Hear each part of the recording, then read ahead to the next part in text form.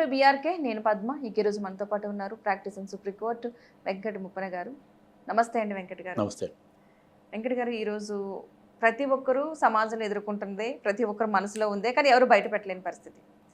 Medical సంబంధించి medical దాని mafia అనాలా, లేదా ఒక బ్యాచ్ కింద ఫామ్ అయ్యారు అనుకోవాలా, లేకపోతే అంటే మెడికల్ సంబంధించి మెడికల్ హాస్పిటల్లో ట్రీట్మెంట్కి అందులో ప్రాక్టీస్ అయిన డాక్టర్ అందులో వర్క్ చేయరు, దానికి సంబంధించి ఒక హెడ్గా ఉన్న వ్యక్తులు అందులో ట్రీట్మెంట్ తీసుకోరు.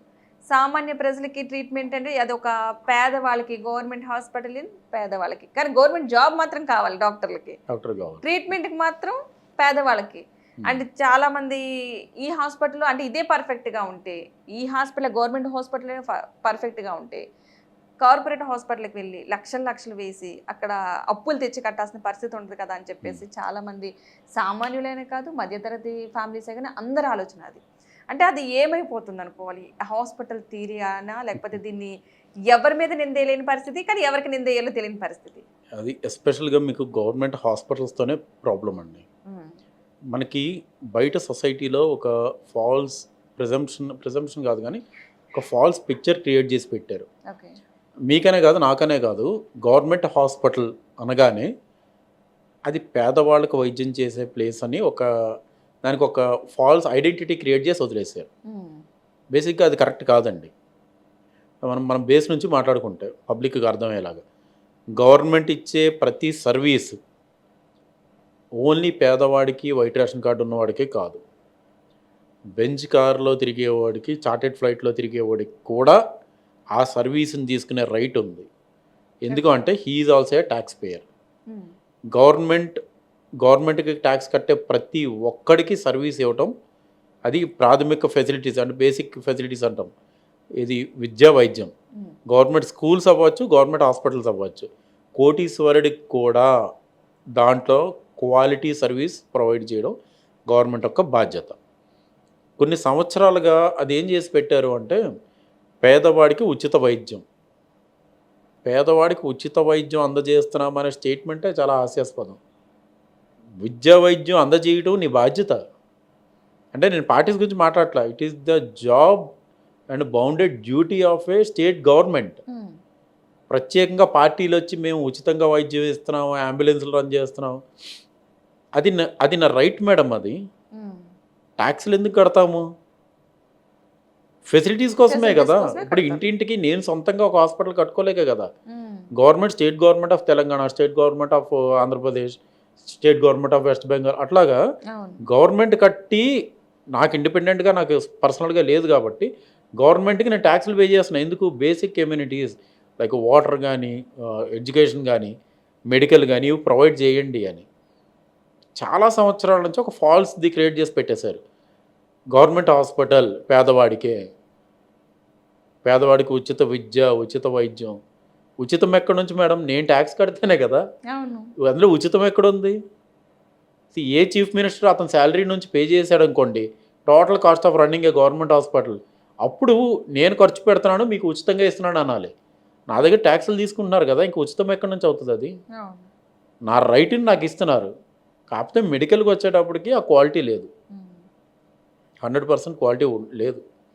ఎందుకంటే దాంట్లో క్వాలిటీ ఉంటే కార్పొరేట్ హాస్పిటల్స్ అన్నీ మూతేసుకోవాలి. ఎందుకని అంత క్వాలిటీ మెయింటైన్ చేయలేని పరిస్థితి అంటే, వీళ్ళు చాలా అట్లకి ఇంత ఖర్చు పెట్టాం, అంత ఖర్చు పెట్టాం అంటే గవర్నమెంట్ హాస్పిటల్కి ఒక పేదవాడే అని వాళ్ళే చెప్తున్నారు, పేదవాళ్ళకి మాత్రమే తీసుకోమని చెప్తున్నారు. నిజంగా పేదవాళ్ళకి నిజంగా పేదతనికే ఏంటి అక్కడ అంటే అందరికీ యూస్ఫుల్ అవ్వాలి. ఏదైనా సరే వాళ్ళ డబ్బులు ఎక్కపోవచ్చు, వీళ్ళు ట్యాక్స్ పేయర్లు అవుతున్నారు. అంటే వీళ్ళు ఏదో ఒక రూపంలో ట్యాక్స్ కడుతున్నారు, వీళ్ళు ఏదో ఒక రూపంలో ట్యాక్స్ కడుతున్నారు. ట్యాక్స్ అయితే కడుతున్నారు అంటే మనకి ఇచ్చేది ఏదైనా సదుపాయాలు మన అమౌంట్ కట్టబట్టి వేస్తున్నారు కదా మేడం. పేదవాడు కూడా ట్యాక్స్ కడతారు మేడం. అవును. ఇప్పుడు ఒక సోప్ బాక్స్ ఉంది, దానికి పేదవాడు కొనుక్కుంటే స్టేట్ జిఎస్టీ పోవట్లేదా? ఉంది. సెంట్రల్ జిఎస్టీ పోవట్లేదా? ఇంకా ఎవరు ఇక్కడ ట్యాక్స్ పే చేయని వాళ్ళు ఎవరైనా ఉన్నారు ఇండియాలో? ఎవరు లేరు. ఈవెన్ ఒక రైతు కూడా ఇన్కమ్ ట్యాక్స్ అనేది పే చేయకపోవచ్చు, బట్ ఆ రైతు అనే వ్యక్తి ఒక కారు ఇల్లు కొంటే 7%, 7.5% స్టాంప్ డ్యూటీ కట్టాలి. అంటే ఒక ₹1,00,000 పెట్టి ఇల్లు కొంటే 7,000 అతను ట్యాక్స్ కడుతున్నాడు. ఎవరు ట్యాక్స్ కట్టకుండా ఫ్రీగా ఈ ప్రభుత్వం మీద పడి తింటున్నారు. మరి ఎవరికి ఫ్రీ ఇస్తుందని చెప్తారు ఈ గవర్నమెంట్స్? ఎవరికి ఫ్రీ అవ్వట్లే, అదొక మిత్ అంతే. అంటే క్రియేట్ చేసి పెట్టాం. పేదవాళ్ళకి ఉచిత పథకాలు ఎవరి శాలరీ నుంచి తీసుకొచ్చి ఇస్తున్నారు మేడం అది? మనకి నేను కట్టిన ట్యాక్స్ని తీసుకెళ్ళి వాళ్ళకి ఇస్తున్నారు. ఉచితం అనే మాట అబద్ధం. అది క్రియేట్ చేసి పెట్టింది అంతే. ఎందుకు అంటే ఎమ్మెల్యే శాలరీస్ డొనేట్ చేయట్లేదు గవర్నమెంట్ రన్ అవడానికి, చీఫ్ మినిస్టర్ శాలరీ డొనేట్ చేయడు, రైట్? అవును. ఒక హోమ్ మినిస్టర్ అనే వ్యక్తి అతని శాలరీ డొనేట్ చేయడు. మరి వాళ్ళు ఎవరు శాలరీస్ డొనేట్ చేయకుండా ఎట్లా రన్ అవుతుంది గవర్నమెంట్? నా ట్యాక్సులతోనే కదా, ఉమ్, మీ ట్యాక్సులతోనే కదా. అవును. ఆ ట్యాక్స్ పేయర్స్లో వీళ్ళు ఉన్నారు, నేను కాదన్ను. ఉమ్, అలాగని 1000 కోట్లు ఖర్చు అవుతుంటే 1000 కోట్లు వీళ్ళ శాలరీస్ నుంచి రావు కదా. అవును. ఉన్న ట్యాక్స్ పేయర్స్ అందరూ కలిపి ట్యాక్స్ని గవర్నమెంట్కి కడితే దాన్ని యూజ్ చేస్తుంది. ఉమ్, సో ఈ ఎంటైర్ గేమ్లో మీకు ఫ్రీ అనే మాట ఎక్కడుంది అసలు? లేదు. మరి ఎలక్షన్ క్యాంపెయిన్ స్టార్ట్ అయితే ఫ్రీ ఫ్రీ ఫ్రీ, ఎక్కడి నుంచి ఫ్రీ? నా దగ్గర తీసుకొని మీకు ఇవ్వడం ఫ్రీయా? కాదు. సో ఒకళ్ళు స్పెండ్ చేస్తేనే కదా. అది సర్వీస్. ఇంకొకటి మేజర్గా విద్య, వైద్యం రెండు ఉమ్, టాప్ క్వాలిటీ. ఉచిత విద్య, ఉచిత వైద్యం. ఉచితం అనేది చెప్పకూడదు, వైద్యం అందిస్తున్నాం అని అంటారు, కానీ అది క్వాలిటీ లేదు, ఉండదు కూడా. నేను పోలేను గవర్నమెంట్ హాస్పిటల్కి, మీరు పోలేరు. ఉమ్, స్టాండర్డ్ లేని ఫెసిలిటీ ఇచ్చేంటి, ఇవ్వకపోతే ఏంటి? నిజంగా మేడం, అవును. టాబ్లెట్స్ పనిచేయవు తెలుసా? అవును. If you by a medicine from a government store ప్రాపర్గా పనిచేయవు. ఉమ్, ఎవరి విషయంలోనూ కాదు, ఇక్కడ కాదు, నేను ఢిల్లీలో నేను ట్రై చేస్తాను అది. నాకు వైరల్ ఫీవర్ ఎఫెక్ట్ అయినప్పుడు గవర్నమెంట్ హాస్పిటల్లో ఇచ్చిన యాంటీవైరల్ ట్యాబ్లెట్స్ 3 రోజులు వేసుకుంటే 0.5 డిగ్రీ సెంటిగ్రేడ్ కూడా తగ్గల. ఇమ్మీడియట్గా నా కొలీగ్ అడ్వకేట్ వెళ్ళి అపోలో ఫార్మసీ నుంచి తీసుకొచ్చాడు. అది వేసుకుంటే వితిన్ 2 అవర్స్లో టెంపరేచర్ డౌన్ అయింది. ఎవరి విషయం కాదు, నా విషయం చెప్తున్నాను. హెల్త్ విషయంలో కూడా అంత దారుణంగా ఉంటే ఎట్లా మేడం?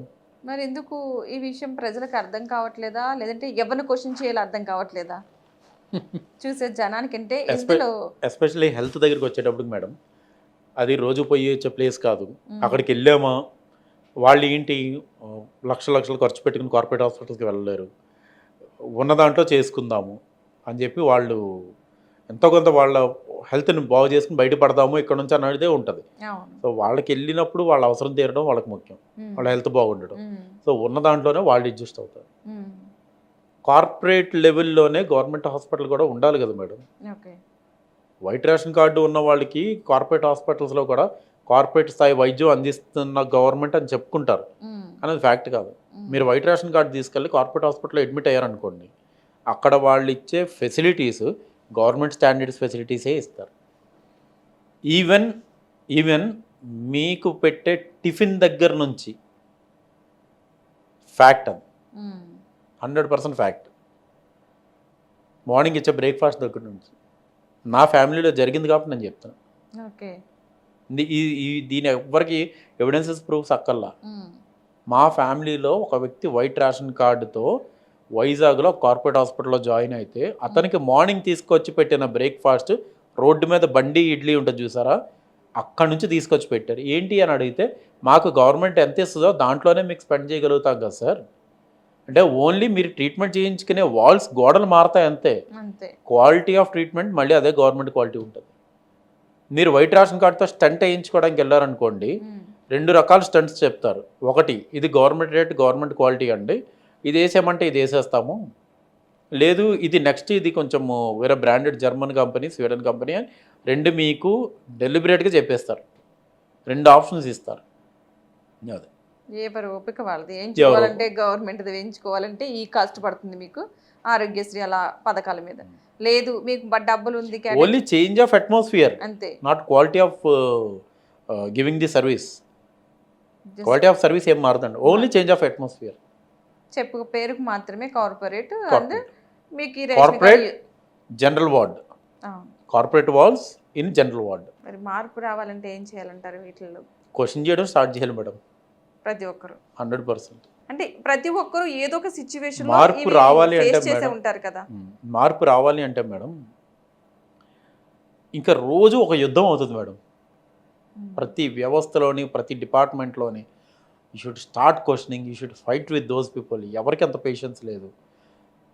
యాక్చువల్గా ఎలక్షన్స్ టైం వచ్చినప్పుడు ఎవరైతే క్యాంపెయినింగ్కి వచ్చి మేనిఫెస్టోస్ రెడీ చేస్తారో వాళ్ళకి కొంచెం ఒక నిబద్ధత అనేది ఉండాలి. హౌస్ కొంచెం అన్క్వాలిటేటివ్ కట్టించారు అనుకోండి, ఓకే గవర్నమెంట్ ఇచ్చిన బడ్జెట్లో అనుకో. అట్లీస్ట్ పిటీఫుల్ థింగ్ ఏంటంటే హెల్త్ విషయంలో కూడా పోరు మేడం, పోరు. ఎందుకు అంటే అక్కడ క్వాలిటీ లేదన్న విషయం ఆ కన్సర్న్ హెల్త్ మినిస్టర్కి తెలుసు, ఆ వార్డు కార్పొరేటర్ దగ్గర నుంచి హెల్త్ మినిస్టర్ వరకు అందరికీ తెలుసు. మీరు ఎప్పుడన్నా విన్నారా ఒక హెల్త్ మినిస్టర్ వెళ్ళి చేయించుకున్నారా? న్యూస్ మీరు మీడియాయే కదా, లేదు. అటు పొరపాటును కూడా టెలికాస్ట్ చేయలేరు. మినిస్టర్కి ఏదైనా ప్రాబ్లం వస్తే మినిస్టర్కి ఏదైనా ప్రాబ్లం వస్తే కన్సర్న్ హెల్త్ మినిస్టర్కి మెరుగైన వైద్యం అని ఒక వర్డ్ వాడతారు. మెరుగైన వైద్యం కోసం ఇక్కడ నుంచి ఢిల్లీ ఎయిమ్స్, అక్కడ నుంచి సింగపూర్, లేదా ఇక్కడ నుంచి సింగపూర్, అక్కడ నుంచి యూకే. 79 సంవత్సరాల స్వతంత్రంలో ఇప్పుడు కూడా ఇంకా మెరుగైన వైద్యం కోసం ఇండియా నుంచి బయటికి పోతున్నారా ఏంటి మినిస్టర్స్? మళ్ళీ ఇక్కడ గవర్నమెంట్ హాస్పిటల్, ఇక్కడ ట్రీట్మెంట్ మీద, ఇక్కడ ఉన్న ఎక్విప్మెంట్ మీద నమ్మకం లేక, వాళ్ళకి అంత ధైర్యం లేనప్పుడు, వాళ్ళకి అంత కాన్ఫిడెన్స్ లేనప్పుడు కామన్ మ్యాన్ నేను ఎలా పోతాను గవర్నమెంట్ హాస్పిటల్కి? ప్రాణం అతనిది ఒకటే, నాది ఒకటే కదా, నేను ఎలా పోగలుగుతాను? పోలేను కదా. చేంజ్ రావాలి అంటే పీపుల్ షుడ్ స్టార్ట్ క్వశ్చనింగ్. నేను కట్టిన ట్యాక్స్ ఎక్కడ పోతుంది? విశ్వసుందర పోటీలు కండక్ట్ చేయక్కర్లేదు మేడం. దాంతో అయ్యే ఖర్చులో ఎంతో కొంత అట్లీస్ట్ హైదరాబాద్ సిటీలో ఉన్న 2 హాస్పిటల్స్ మీద ఇన్వెస్ట్ చేస్తే కార్పొరేట్ హాస్పిటల్స్ కింద కన్వర్ట్ కావా? F1 ర్యాలీలు ఇక్కడ కండక్ట్ చేసే బదులు, అంటే ఇక్కడ మనం ఫుల్లీ ఎన్రిచ్డ్ కాదు కదా, బేసిక్ నెసెసిటీస్ విద్య, వైద్యం, ఆ రెండింటిని మెరుగుపరిచి ఎన్ని సెంటర్ ఆఫ్ అట్రాక్షన్ ఈవెంట్స్ అన్నా చేసుకోవచ్చు. అసలు వీటికే గతి లేనప్పుడు ఎక్స్ట్రా ఎక్స్పెండిచర్ ఎందుకు అంటున్నాను. దీని మీద ఒక స్పాట్ లైట్ పెట్టాలి కదా. ఖచ్చితంగా మనకు కూడా కొంచెం ఉండాలి మేడం. ఓటు వేసామా, ఓటు వచ్చినప్పుడు వాడు వీడినేం తిట్టుకుంటాడా, వీడు వాడినేం తిట్టుకుంటాడా, ఎలక్షన్ ముందు ఒక 6 months మనం సరదాగా టీవీల ముందు కూర్చుందాం అని కాదు. People should think about their vote, their tax. ఒక వెహికల్ కొన్నారనుకోండి మేడం, మీరు కొన్న బైక్ కాస్ట్ 1 lakh అయితే దాని మ్యానుఫ్యాక్చరింగ్ కాస్ట్ 50,000 అవుతుంది. నియర్లీ 50%, అంటే 50,000 ప్రోడక్ట్ మీద 50,000 మీరు ట్యాక్స్లు కడతారు. 14%, 12% మీరు రోడ్ ట్యాక్స్ కడుతున్నారు. ₹1,00,000 కారుకి 12,000 కడుతున్నారు. రైనీ సీజన్లో మీరు కారు బయట తీయడానికి లేదు. మీరు కట్టేది మళ్ళీ అదే రోడ్డు మీద మీరు కారు నడుపుకోవడానికి ట్యాక్స్ లేదు. ఎందుకు? ఈ డబ్బు అంతా ఎటుపోతుంది? ఎక్కడ యూజ్ చేస్తున్నారు? బేసిక్ విద్య, వైద్యం పెట్టాలి. కొన్ని విద్యన్న వదిలేసేయండి. నేను ఏ కూలి పని చేసో లేదంటే డబుల్ డ్యూటీస్ చేసో క్వాలిటేటివ్ ఎడ్యుకేషన్ ఉండాలి అని నేను కార్పొరేట్ అన్న చేస్తాను. ఇప్పుడు అది కూడా అందుబాటులో లేదు. ఫీజు 10,000 దాటిపోయింది, 20,000 దాటిపోయింది, 50,000 దాటిపోయింది, 1,00,000 దాటిపోయింది, 3 లక్షలు దాటింది, 5 లక్షలు దాటింది తెలుసా? ఇదే హైదరాబాద్లో ఒక ఎల్కేజీ స్టూడెంట్కి 5 లక్షలు దాటింది. కంట్రోల్ చేసేవాడు ఎవడు? ఎందుకు కంట్రోల్ చేయట్లేదు? ఇప్పుడు మీకు ఒక జనరల్ ప్లాట్ఫామ్ మీద చెప్తాను madam. If I own A Benz car, నాకు 5 lakhs పెట్టి నేను ఆ స్కూల్లో ఆప్ చేసి జాయిన్ చేయగల కెపాసిటీ నాకు దేవుడు ఇచ్చాడు, ఉందనుకుందాం. నేను ఎందుకు వెళ్ళాలి అక్కడికి? బెంజ్ కార్ కొన్నప్పుడు ఇంపోర్టెడ్ కార్ అని డబుల్ ట్యాక్స్ గవర్నమెంట్ కదా కట్టాను. నా కొడుకు గవర్నమెంట్ స్కూల్కి ఎందుకు వెళ్ళకూడదు?